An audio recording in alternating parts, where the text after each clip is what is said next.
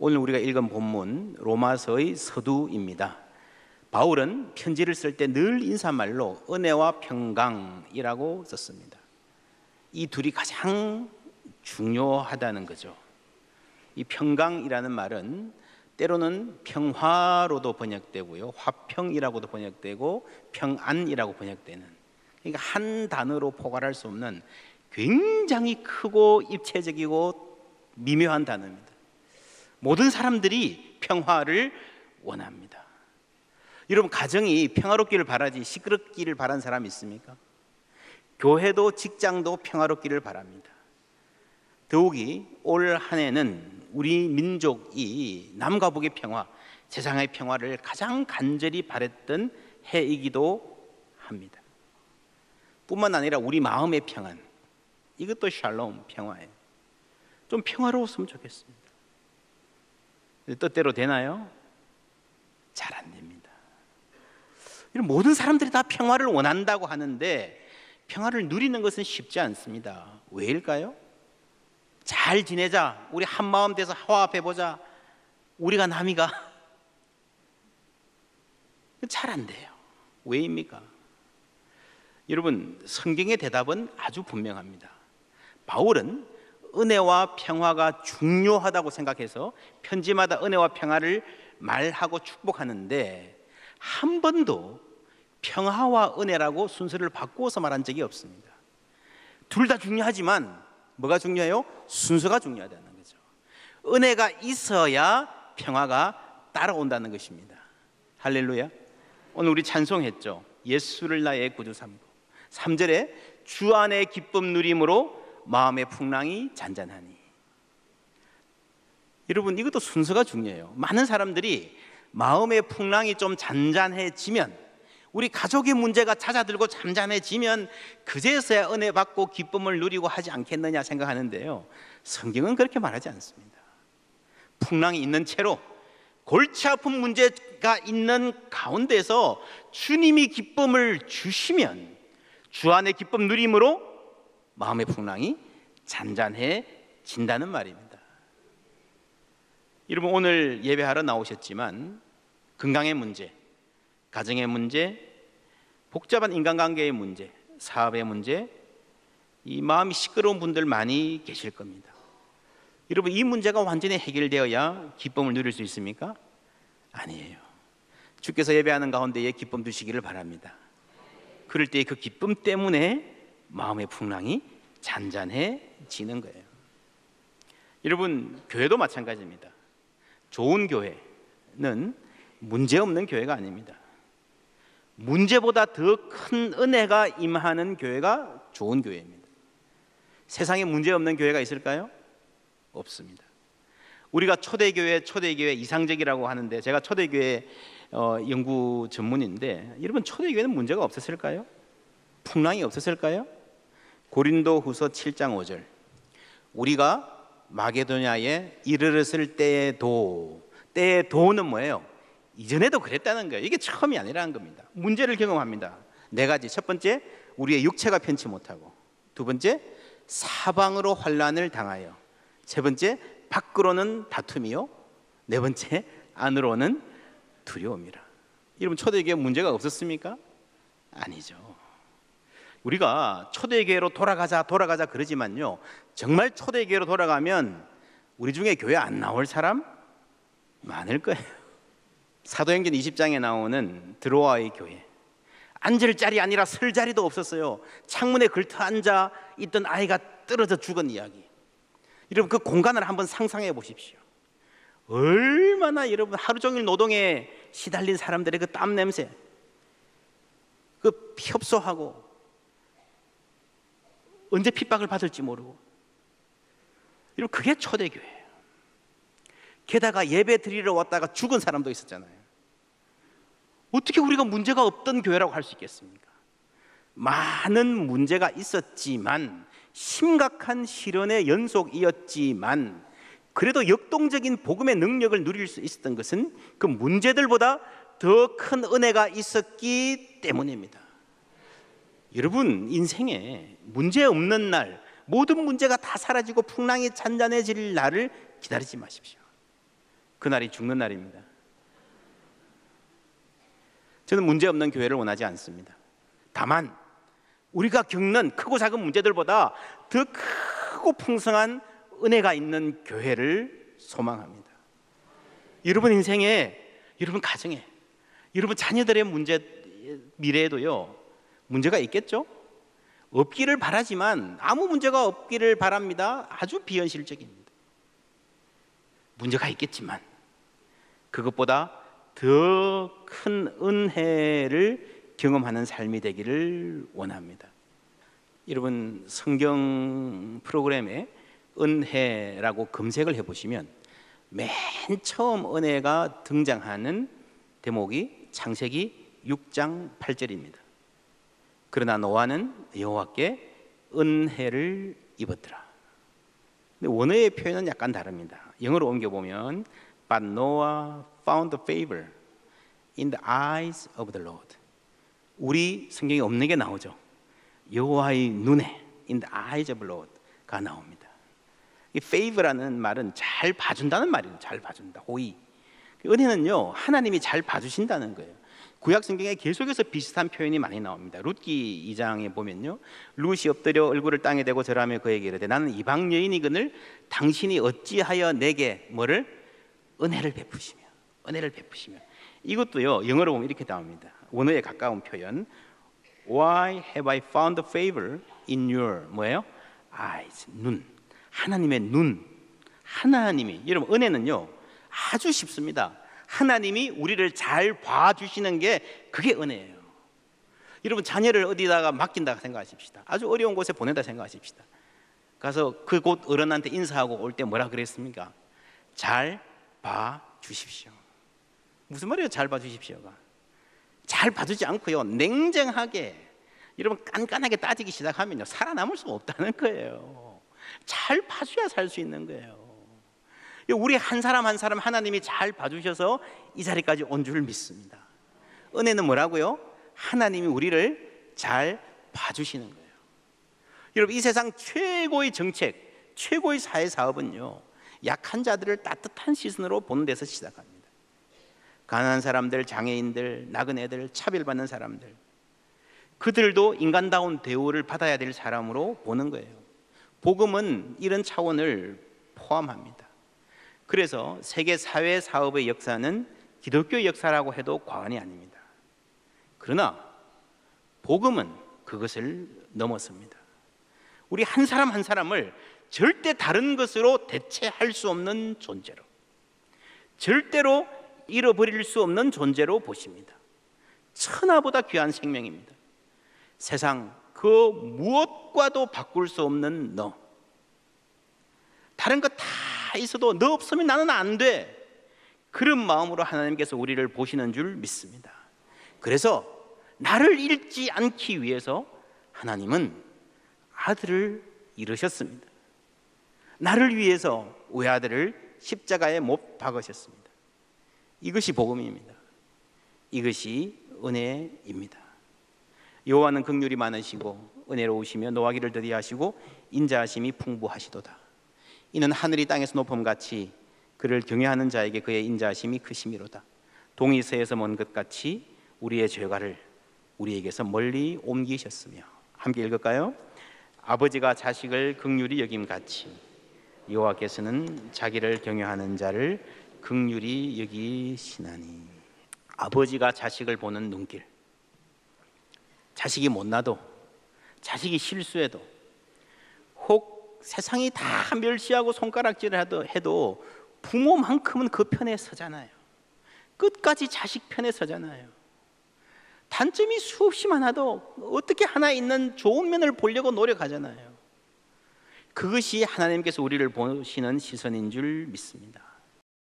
지금 세계에서 가장 주목받는 설교자 중에 팀 켈러라는 분이 계십니다. 이분의 대표적인 설교에 이런 내용이 있어요. 야곱이 한 여인을 사랑해서 결혼하려고 7년을 일했습니다. 드디어 그날이 되었습니다. 가슴 뛰는 결혼식, 뒤이어 첫날 밤을 보냈습니다. 그런데 날이 밝아 일어나고 보니 오, 노. 다른 여자예요. 이때 야곱이 느끼는 실망, 환멸, 이것을 팀 켈러 목사님은 Cosmic Disillusionment, 우주적 환멸이라고 말했습니다. 여러분, 기대했던 것을 성취했다고 느끼는 순간에 바로 그 다음에 오는 실망, 환멸입니다. 카즈믹, 우주적이란 말이에요. 야곱만 그런 것이 아니라 모든 사람의 삶이 다 그렇다는 거예요. 여러분, 그래서요, 간단하게 정리하면 인생은 라헬과 연애하고 레아와 사는 거예요. 나만 그런 거 아니니까 너무 여러분 억울해하지 마십시오. 라헬은 나의 기대 속에만 있는지도 모릅니다. 락강이라는 학자가 있어요. 이런 식으로 설명합니다. 우리가 생각하는 아름다운 사랑은 이루어질 수 없는 사랑뿐이라는 거죠. 이루어지고 나면 그 사랑은 시시해지는 거예요. 그래서 이상적인 사랑을 이렇게 예를 듭니다. 중세 영주의 집에 기사가 왔다 갔다 해요. 젊은 기사가. 근데 그 영주의 부인을 볼 때마다 가슴이 뛰어요.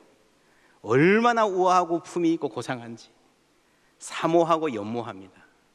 그 사랑이 진짜 사람들이 바라는 사랑이라는 거예요. 왜요? 이루어질 수 없기 때문에. 여러분, 한번 생각해 보십시오. 만약에 이 기사가 용기를 내어서 목숨을 걸고 많은 희생을 치르고 그 여자를 손에 넣었다고 생각하십시다. 같이 살아요. 살맛되고 여전히 그 부인이 우아하고 고상하고 기품이 있을까요? 당신이 이런 사람이었어? 그러지 않을까요? 여러분, 이게 현실입니다. 그리고 현실에 우리는 모두 실망하면서 살고요, 또 누군가를 실망시키면서 살아갑니다. 그래서 은혜가 필요한 거예요. 잘나봤자 소용없습니다. 그래도 실망합니다. 은혜가 필요합니다. 포항제일교회 장로님들이 제가 근무하는 학교로 찾아오셨습니다. 담임 목회자로 와주십사 정중하게 청하셨습니다. 사양했습니다. 자꾸 오시는 거예요. 전주로 서울로 찾아오고 또 찾아오셨습니다. 야곱이 라헬을 향해 열심 내던 것 못지않은 열정으로 청하셨습니다. 그래서 제가 이 자리에 서게 되었습니다. 감사하죠? 그럼 행복하시죠? 예, 오늘은 그런 날입니다. 제가 좀 목회하다 보면 노 할 날이 올 것입니다. 오늘 제가 이 자리에서 분명히 밝히는 것은 저는 라헬이 아닙니다. 어떡하죠? 이미 위임 결정 다 했는데. 사실 모든 청빙이 다 그렇습니다. 교회가 새 목사를 모시면서 기대에 가득 찹니다. 그런데 얼마 못 가서 그 기대는 실망으로, 때로는 환멸로 바뀝니다. 팀 켈러가 우주적 환멸이라는데 예외는 없습니다. 결혼뿐 아니라 목회자와의 관계도 라헬을 데려와서 실제로는 레아와 함께 하는 것입니다. 저는 부족한 사람입니다. 부족하고 부족한 사람입니다. 실망할 일이 많을 것이라는 말씀 미리 드립니다. 그러나 한 가지 위로가 있다면 이 야곱 가문의 가장 큰 복은 레아의 태에서 나왔다는 사실입니다. 다윗 왕도 예수님도 세계를 구원한 그 위대한 역사가 레아에게서 나왔습니다. 어떻게 그럴 수 있을까요? 아무도 원하지 않았던 그 사람을 통해서. 창세기 29장 31절 다 같이 읽어볼까요? 여호와께서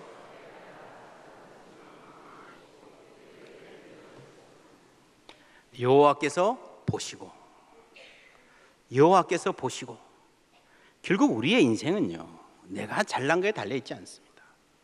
하나님께서 우리를 어떻게 보시는가에 달려있음을 믿습니다. 여러분, 오늘 우리가 이렇게 예배드리는 것 하나님께서 보고 계실까요? 박영호 목사가 이 설교하느라 땀 삐질삐질 흘리고 있는 거 하나님 보고 계실까요? 저는 레아를 보시듯이 봐주셨으면 좋겠습니다. 그래서 제가 단에 설 때마다 주님께서 은혜 주시기를 원합니다.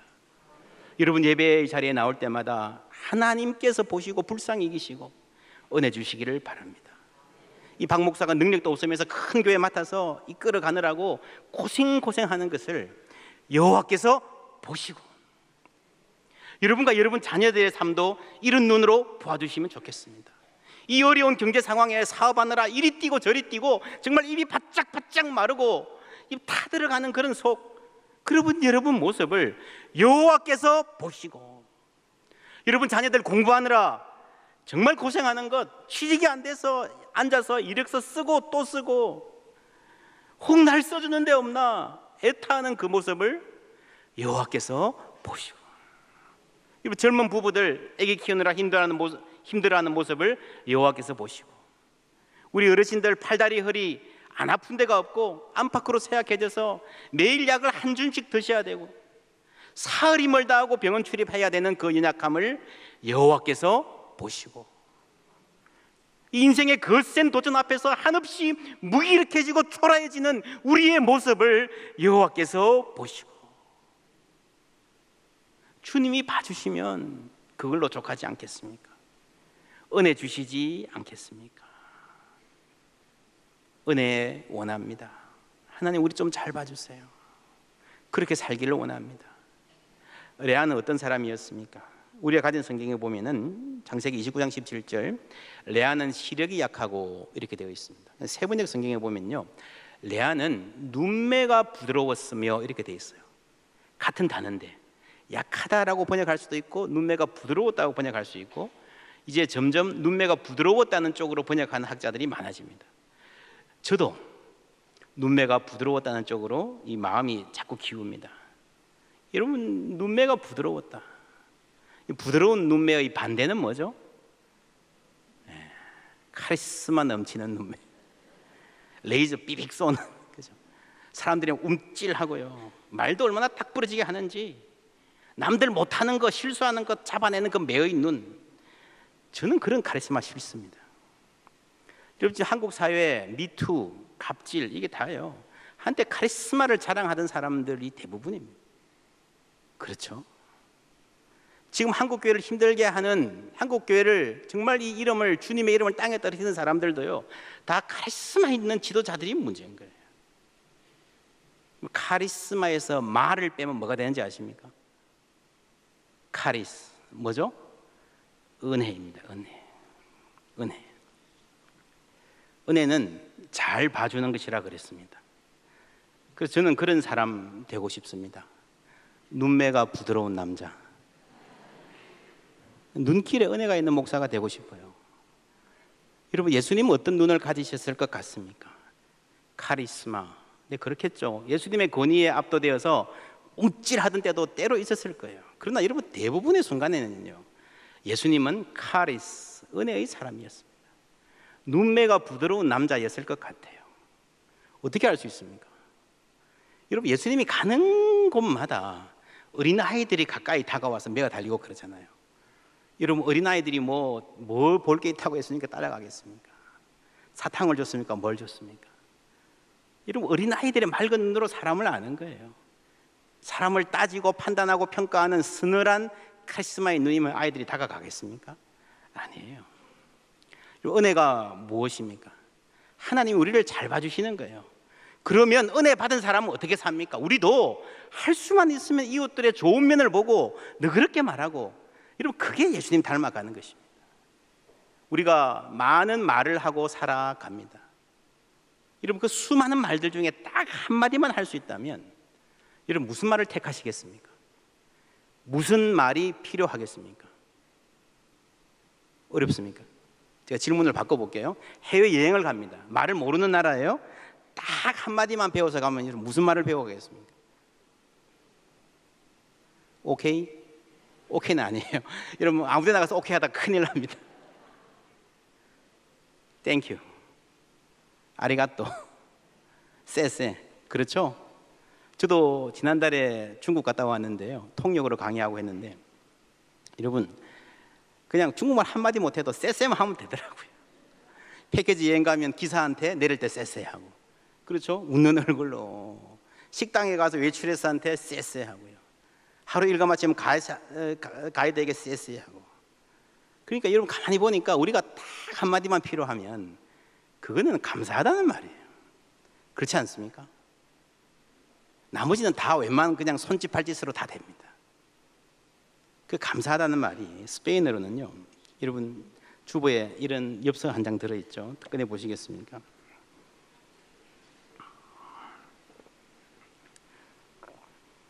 스페인어로는 은혜입니다. 위에 빨간 글씨로 있죠. 그라치아스입니다. 그라치아스가 무슨 말일까요?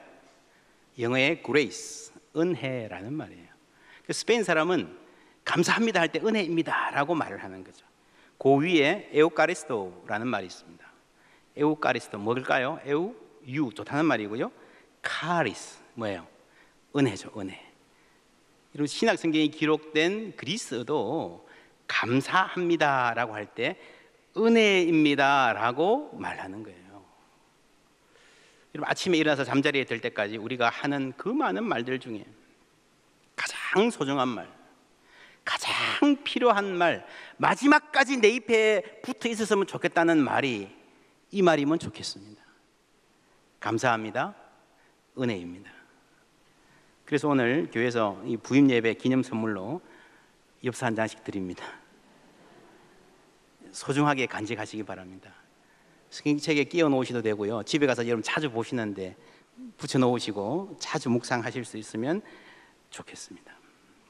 여러분 사도 바울도 그렇게 고백했습니다. 나의 나 된 것은 하나님의 은혜입니다. 이 말이 우리 인생의 마지막 말이 되면 좋겠습니다. 이 말이 우리 인생의 가장 소중한 말이 되면 좋겠습니다. 그리고 사도 바울은 이렇게 고백했습니다. 내가 달려갈 길과 주 예수께 받은 사명, 곧 하나님의 은혜의 복음을 증언하는 일을 마치려 하면은 나의 생명조차 조금도 귀한 것으로 여기지 아니하노라. 김구 선생님은 민족의 독립, 통일, 하나의 모든 소원, 인생의 모든 에너지를 집중하셨습니다. 사도 바울은 은혜의 복음을 증언하는 일에 모든 것을 걸었습니다. 여러분 모든 것을 바치고서라도 이루고 싶은 일, 생명도 아끼지 않고 바치고 싶은 그런 가치가 있는 사람은 행복한 사람 아니겠습니까? 저는 바울을 따르고 싶습니다. 하나님의 은혜의 복음을 증언하는 일에 저의 모든 것을 걸 것입니다. 왜냐하면 은혜의 복음에 생명이 있기 때문입니다. 능력이 있기 때문입니다. 예수 그리스도를 죽은 자 가운데서 일으키신 하나님의 능력, 죄인을 용서하시는 하나님의 은혜입니다. 원수도 친구로 벗으로 만드시는 하나님의 은혜입니다. 가정을 회복시키시는 하나님의 은혜입니다. 여러분 자녀들의 삶에 새로운 길을 내시는 하나님의 은혜입니다. 절망을 희망으로 바꾸는 하나님의 능력입니다. 그리고 이 험한 인생길 당당하게 그를 힘주시는 은혜, 분쟁과 시기와 다툼이 있는 곳에 평화를 심으시는 은혜입니다. 은혜의 샘, 평화의 길, 이 길로 우리는 갈 것입니다. 우리 힘으로 못 갑니다. 은혜가 필요합니다. 포항제일교회 하나님의 은혜가 샘솟듯이 솟아나는 물된 동산 되기를 바랍니다. 그리고 하나님께서 우리에게 주신 은혜를 통해서 얼마나 아름다운 평화를 만들어 가시는지 우리의 삶으로 증언하는 은혜가 있기를 바랍니다.